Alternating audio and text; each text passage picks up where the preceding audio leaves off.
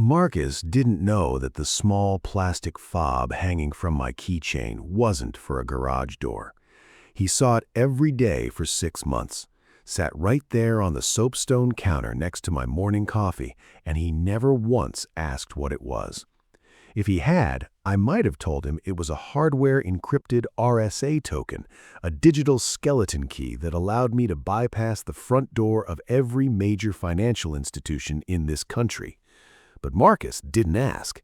He was too busy looking at my hands, watching for a tremor that wasn't there, waiting for the old man to finally lose his grip. He thought he was the apex predator in a house of glass, never realizing that the man sitting across from him had spent 30 years at the Consumer Financial Protection Bureau, hunting men exactly like him. By the time he realized he wasn't the hunter, the federal trap had already snapped shut, and I was just finishing my coffee. Welcome back to Payback Logs. Before we get into the heart of this reckoning, drop a comment below letting me know what time it is where you are and which part of the world you're watching from. I love seeing how far these stories travel. Grab your snacks, get comfortable, you're gonna love it here. I live a quiet life now, in a small brick-fronted house in Northern Virginia. It's the kind of neighborhood where the trees are older than the mortgages and the gravel driveways have a specific rhythmic crunch when a car pulls in. My ritual starts at 6 a.m. I grind my coffee beans by hand, a manual burr mill with ceramic burrs. It takes exactly 92 rotations. There's a resistance to the beans, a physical feedback that tells you the quality of the roast. I like things that give me feedback. I like systems that work exactly the way they were designed to. I take my coffee in a heavy, cream-colored ceramic mug. It's got a small chip on the rim, right where my thumb sits. My wife bought it for me in 1988. It's been through 3 moves, a dozen high-stakes federal investigations, and a lifetime of Tuesday mornings. I sat at my kitchen table, the sun just beginning to cut through the oaks in the backyard, and I watched Marcus pull into the driveway. He drove a white German SUV. It was leased, though he'd never admit it. It was too loud for the neighborhood, the engine humming with a sort of aggressive impatience that mirrored the man behind the wheel. Marcus was my son-in-law, a man who wore suits that cost more than my first 3 cars combined, and talked about disruptive equity and portfolio optimization like he was reciting scripture. He came inside without knocking. That was the first crack. A lack of boundaries is usually the first sign of a predatory actor. "Morning, Pop," he said, his voice carrying that practiced breezy warmth that never quite reached his eyes. "You're still using that old grinder? I told you I can get you a top-of-the-line Italian espresso machine. 1 button, done." "I like the work, Marcus," I said. I didn't look up from my mug. "The work is how you know it's real." He chuckled, a short, dismissive sound. He sat down across from me, and for the first time I saw him glance at my phone, which was sitting face up on the table. He'd been pushing me for weeks to modernize my banking. He told me my old-school brick-and-mortar accounts were sitting ducks for hackers.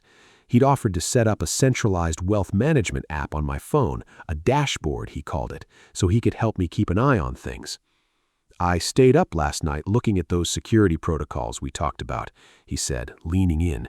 His breath smelled like expensive mints and desperation.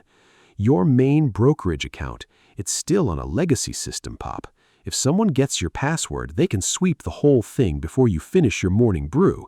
Let me just link it to the dashboard. I'll set up the multi-factor authentication for you. It'll be ironclad." I looked at him then, truly looked at him. I saw the way his tie was knotted just a fraction too tight. I saw the way he wouldn't hold my gaze for more than a second.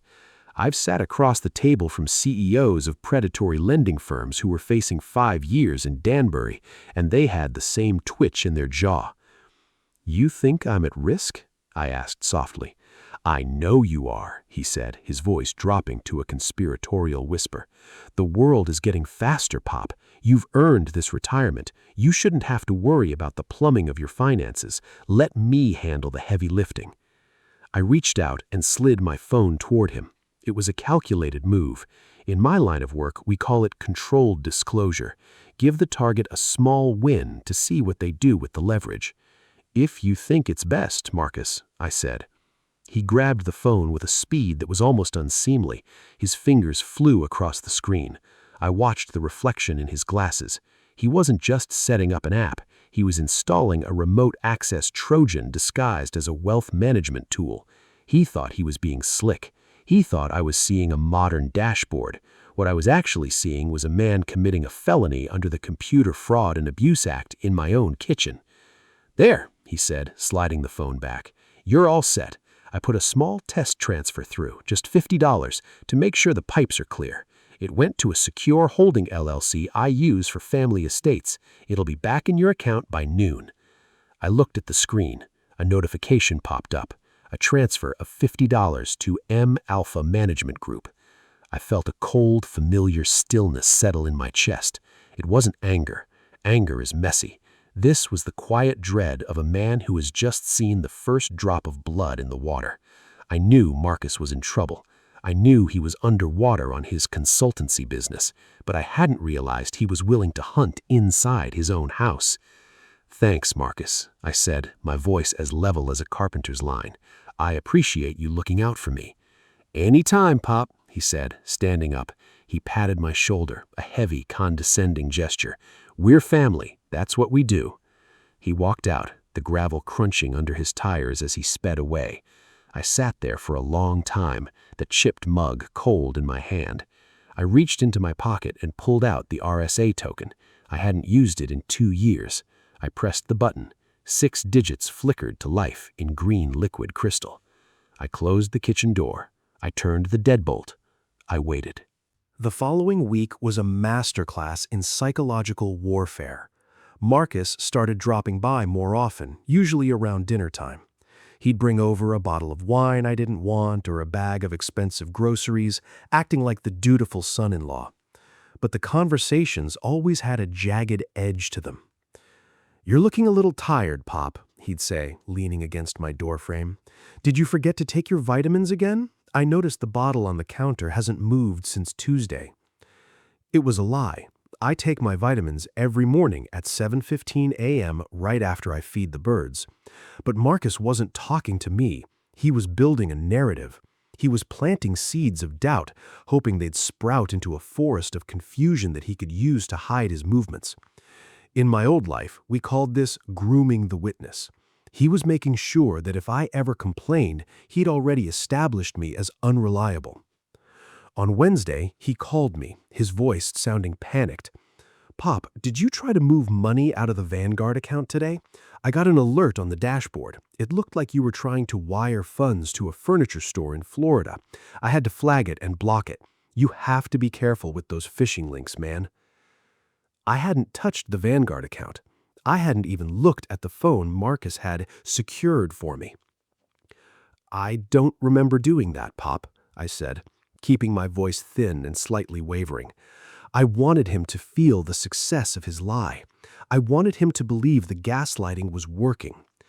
It's a strange thing playing the fool. You have to let your pride die a little bit every day to keep the target comfortable. It's okay, he said, his tone shifting to that of a patient parent. "This is exactly why we set up the app. Your memory isn't what it used to be, and these scammers are sophisticated. Just leave the banking to me for a while.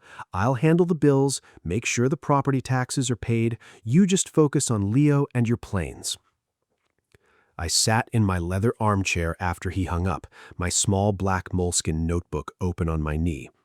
I didn't write down how I felt. I wrote down timestamps. 14:22.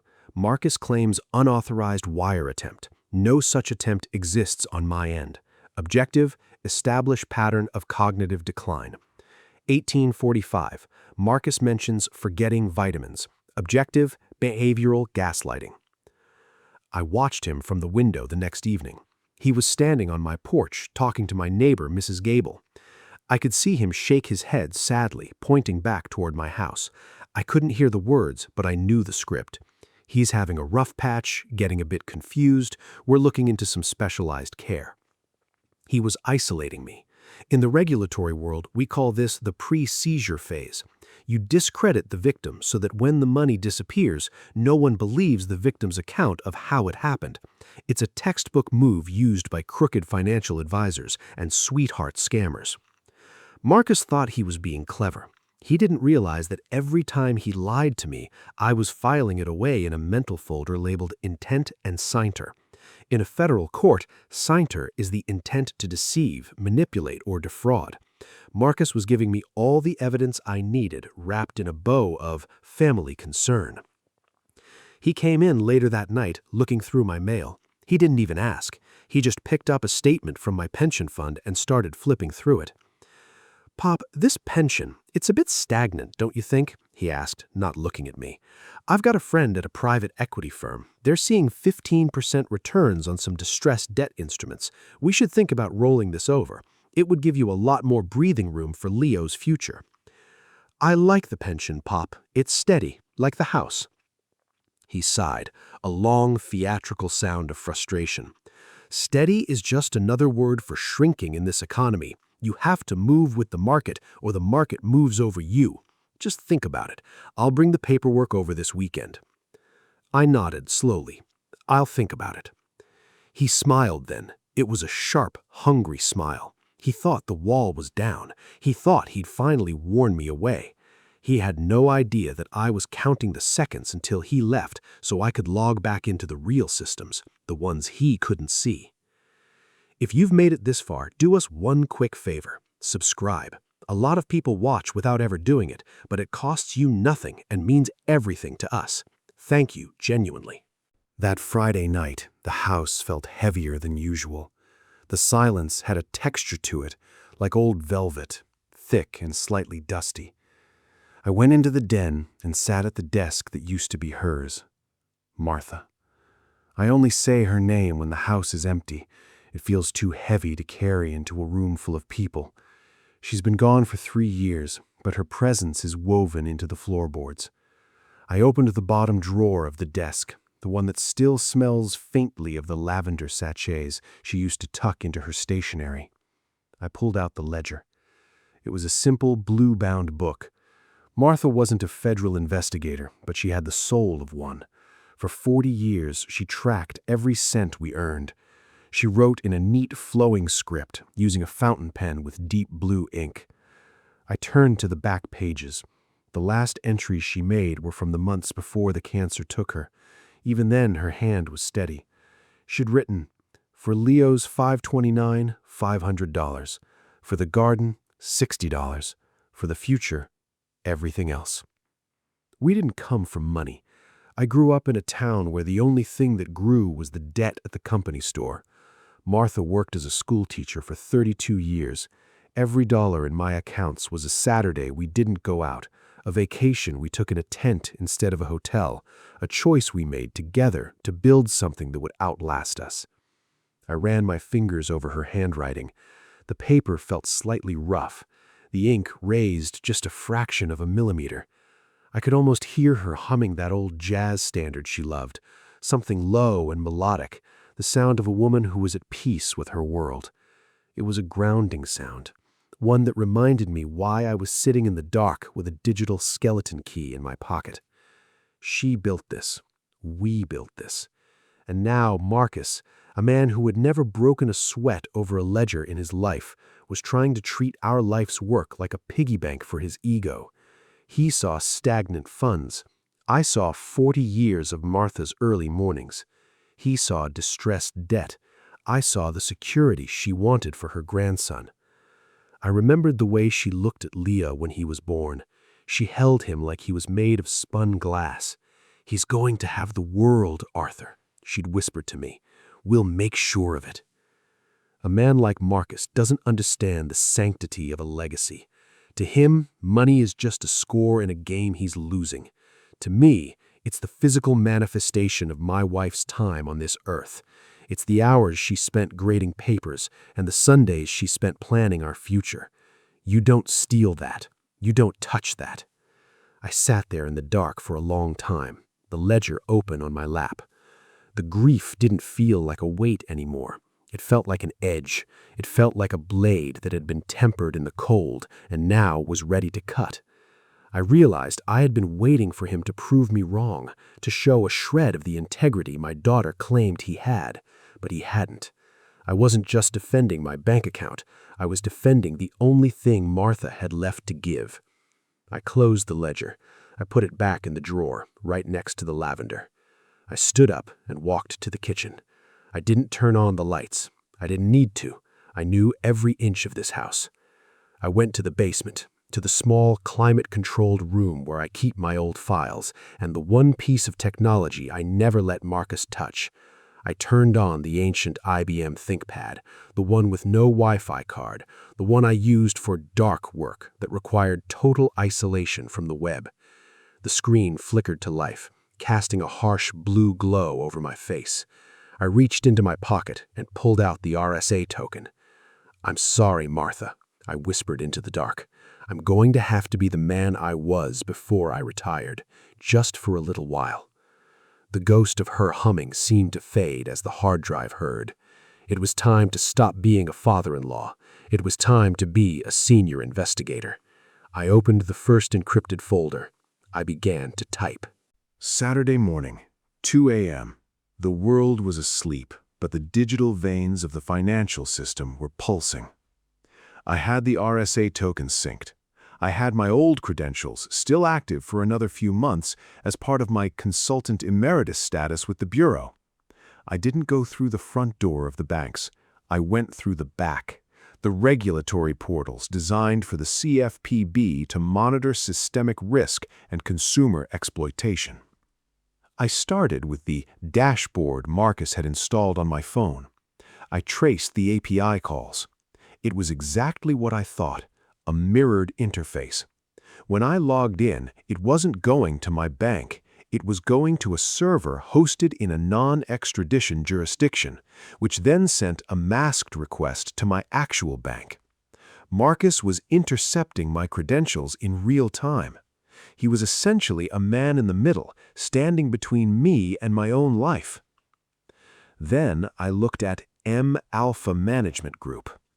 I pulled the corporate filings. Marcus had registered the LLC in Delaware 3 months ago. He listed himself as the sole member, but when I dug into the beneficial ownership data, a tool we developed specifically to fight money laundering, I found the real story. M Alpha wasn't a management group. It was a sinkhole. Marcus had taken out 3 merchant cash advances. For those who don't know, MCAs are the crack cocaine of business lending. They give you cash up front in exchange for a percentage of your daily sales, at effective interest rates that often exceed 100%. Marcus was paying back $4,000 a week to a group of shark lenders in New York. He was drowning, and he was using my straw to breathe. And then I saw it, the gut punch. He hadn't just moved the $50. Over the last 4 days, while he was telling me I looked tired and confused, he had initiated 3 separate Regulation E transfers from my primary brokerage account. $12,000, $18,500, $22,000. He was using a layered approach, moving the money to a third-party payment processor, then to M Alpha, then out to the MCA lenders. It was a classic wash cycle designed to bypass the bank's internal fraud triggers. But Marcus made one fatal mistake. He thought I was a consumer. He didn't realize I was the man who helped write the supervisory highlights on unauthorized electronic fund transfers. I knew exactly which flags wouldn't trip if the amounts stayed under certain thresholds, and Marcus was dancing right on the line. I looked at the transactions. He'd flagged them as owner-authorized estate planning. He was using my own history of conservative spending to mask the theft. He figured if the bank called, he'd just answer the phone as my financial representative and tell me I was having a senior moment. I felt a cold, surgical precision take over. I didn't call the police. The police handled bank robberies. I was dealing with a violation of the Consumer Financial Protection Act of 2010. This was federal territory. This was my backyard. I spent the next 4 hours building the file. I didn't just look at my accounts, I looked at his. I saw the kickbacks he'd been receiving from a shady senior living facility in Maryland. He'd been scouting them, looking for a place to retire me, a place that took a 20% commission for every referral. He wasn't just stealing my money, he was planning to sell my freedom to the highest bidder. I pulled his credit report. He had a lis pendens on his own house. He was weeks away from foreclosure. He was desperate, and a desperate man with a slick tongue is the most dangerous animal in the ecosystem. I documented every violation. Violation of 12 CFR Part 1005, Regulation E. Violation of the Elder Abuse Prevention and Prosecution Act. Unauthorized access under the CFAA. I didn't stop until the sun started to bleed through the basement window. I had 142 pages of documented fraud. I had the IP addresses. I had the wet signatures he'd forged using a digital overlay tool. I sat back and rubbed my eyes. My hands didn't shake. I felt nothing but a quiet, rhythmic pulse of duty. Marcus had stepped into the one arena where I held all the cards, and he'd done it with his eyes closed. He thought I was the old man who needed help with his vitamins. I printed the file. The sound of the laser printer was the only noise in the house. It sounded like a gavel hitting a bench. I was planning to wait. I was going to let the trap breathe, let him dig the hole a little deeper so the federal sentencing guidelines would hit the mandatory minimum threshold. But then Saturday morning happened. Leo came over. Leo is 7. He has his grandmother's eyes and a way of tilting his head when he's thinking that makes my heart ache. We have a ritual. Every Saturday, we sit at the kitchen table and build a model. This week, it was a P-51 Mustang. I like the Mustang. It's a long-range escort designed to protect those who can't protect themselves. "Grandpa," Leo said, his small fingers fumbling with a piece of the fuselage, "am I still going to the space camp this summer?" I paused, the glue applicator mid-air. I could smell the sharp chemical scent of the model cement. "Of course, Leo. Why would you ask that?" "I heard Daddy talking on the phone last night," he whispered, looking down at the plastic plane. He wouldn't meet my eyes. "He said the college money was gone and that I had to make sacrifices for the family business. He said you were draining us dry with your medical bills." The world stopped spinning for a second. I felt a heat in my chest that I haven't felt in 30 years. Not the cold anger of the audit. This was a white-hot tectonic shift. To use a child as a shield for your own theft, to make a 7-year-old boy feel guilty for his grandfather's existence, is a level of depravity that doesn't just violate banking regulations, it violates the natural order. I went to my desk. I didn't even use the dark computer. I used the phone Marcus had secured for me. I opened the dashboard. I bypassed his mirror using a localized override I'd coded that morning and went straight to the underlying account numbers for Leo's 529 college savings plan. The balance was $114.32. 2 weeks ago, it had been $84,000. Marcus hadn't just stolen from me, he'd stolen from a child. He'd stolen the future Martha and I had bled for, and then he had the unmitigated gall to tell that boy it was my fault, to tell him his grandfather was the reason his dreams were being canceled. I looked at Leo. He looked so small in that big kitchen chair. He looked scared. He thought he'd done something wrong. He thought the sacrifices were his burden to bear. I felt the rough texture of the Mustang's wing under my hand. It felt like a weapon. I walked over and knelt down beside him. I put my hand on his shoulder. My hand was steady. It was as steady as a rock. "Leo," I said, my voice quiet and very clear, "Look at me." He looked up, his eyes shimmering with the kind of tears a child shouldn't have to shed over money. "But Daddy said—" "Your daddy is mistaken. He's very, very mistaken. I'm going to fix it. I'm going to fix everything." I sent Leo into the den to watch a movie. I walked back to the kitchen table. I didn't look at the Mustang. I looked at the phone. Marcus had crossed the one line that is never, ever crossed in my house. He'd harmed a child.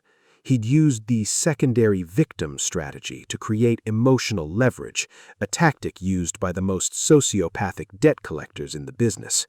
In my world, we call this predatory coercion. In that moment, my plan changed. I wasn't going for a quiet reckoning anymore. I was going for a total, systemic demolition. I was going to ruin Marcus. I was going to strip him of everything: his reputation, his assets, his freedom. I picked up the phone and made one call, not to a lawyer, to a man named David who still worked in the enforcement division at the Bureau. "David," I said when he answered, "it's Arthur. I need a favor. I need a fast-track civil investigatory demand, and I need a referral to the U.S. Attorney's Office for the Eastern District of Virginia. I've got a live one, and David, he's in my house." The trap I built for Marcus had 4 layers. It was designed to be invisible to him, but as solid as a prison cell once he stepped inside. In my professional life, we called this directed non-compliance, giving a target enough rope to not only hang themselves, but to tie the knot for you. Layer 1, the honeypot. I called Marcus that afternoon. I kept my voice sounding frail, slightly breathless, as if the weight of the week had finally crushed my spirit. "Marcus," I said, "I think you're right. I'm getting overwhelmed. I want to move that pension over. All of it. The whole $450,000. Can you bring the paperwork over tomorrow? We'll do it at Sunday dinner." I heard his breath hitch on the other end of the line. It was the sound of a drowning man seeing a life raft made of gold. $450,000. It was the whale he'd been waiting for. It was enough to pay off his MCA lenders and buy him another 6 months of his fraudulent lifestyle. Layer 2, the federal trigger. By moving the pension, I was triggering a significant financial event. Because I had already alerted David at the Bureau, the transfer was being monitored in real time by FinCEN, Financial Crimes Investigation Network. The moment Marcus touched that money, it wouldn't just be a family dispute. It would be a federal felony involving interstate commerce and laundering of monetary instruments. Layer 3, the custodial freeze. I didn't actually move the pension. I moved a shadow account, a regulatory tool we used to track fraudulent transfers. To Marcus's dashboard, it would look like the money was moving. In reality, the funds were being diverted into a court-ordered escrow account held by the CFPB. He'd be stealing money that was already in federal custody. Layer 4, the public record. I invited Marcus's business partner, a man named Sterling, and his wife to Sunday dinner. I also invited Sarah, who just so happened to be a retired probate judge. Marcus loved to perform. He loved to show off his influence over me in front of his peers. I was going to give him the stage he'd always wanted, and then I was going to pull the floor out from under it. I spent Saturday evening preparing the house. I polished the silver until I could see my reflection in the spoons. I roasted a chicken with lemon and thyme. The house smelled like a home. It smelled like the Sunday dinners Martha used to host. I sat in the den and read a book until late. I wasn't nervous. When you spend 30 years investigating the mechanics of greed, you realize that people like Marcus are incredibly predictable. They don't see the world. They see a series of obstacles to be bypassed. They think rules are things that apply to the people who aren't smart enough to break them. He thought I was the obstacle. He thought he'd finally bypassed me. I looked at the RSA token on my desk. The green numbers flickered one last time before I tucked it away. The work was done. All that was left was the theater. I thought about Martha one last time before I went to bed. I thought about the blue ink in her ledger. I thought about the way she used to say, "Arthur, the truth has a way of coming home. You just have to leave the porch light on for it." The porch light was on, and Marcus was coming home for dinner. Sunday dinner was at 6 p.m. Marcus arrived early, looking like a man who had just inherited a kingdom. He was wearing a new watch, a gold-rimmed thing that caught the light every time he moved his wrist. He brought his business partner, Sterling, a thin man with nervous eyes, and Sterling's wife, Vanessa. "Pop, you look great," Marcus boomed, walking into the kitchen. He was practically vibrating with adrenaline. "Doesn't he look great, Sterling? Retirement is treating him well." Sterling nodded, looking uncomfortable. Vanessa was busy admiring the quaint decor of my dining room. They saw a quiet old man in a cardigan. They didn't see the file sitting in the sideboard drawer. I served the chicken. I poured the wine. I was the perfect host, the quiet, stoic grandfather, slightly slow on the uptake, nodding along to Marcus's stories about market volatility. "So," Marcus said, leaning back as the plates were cleared. He pulled a thick folder from his briefcase. "I've got the paperwork right here. Sterling's firm is going to act as the primary custodian. It's all very streamlined. Just a few signatures and we can get you protected." I looked at the folder. Then I looked at Sterling. "Sterling," I said softly, "do you know what's in this folder?" Sterling blinked. "Well, Marcus said it's an estate restructuring. Very standard stuff." "Is it?" I asked. I turned to Marcus.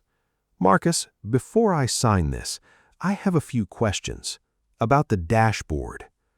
Marcus's smile faltered for a fraction of a second. "Pop, let's not get bogged down in the tech stuff now. We have guests." "I think the guests should hear this."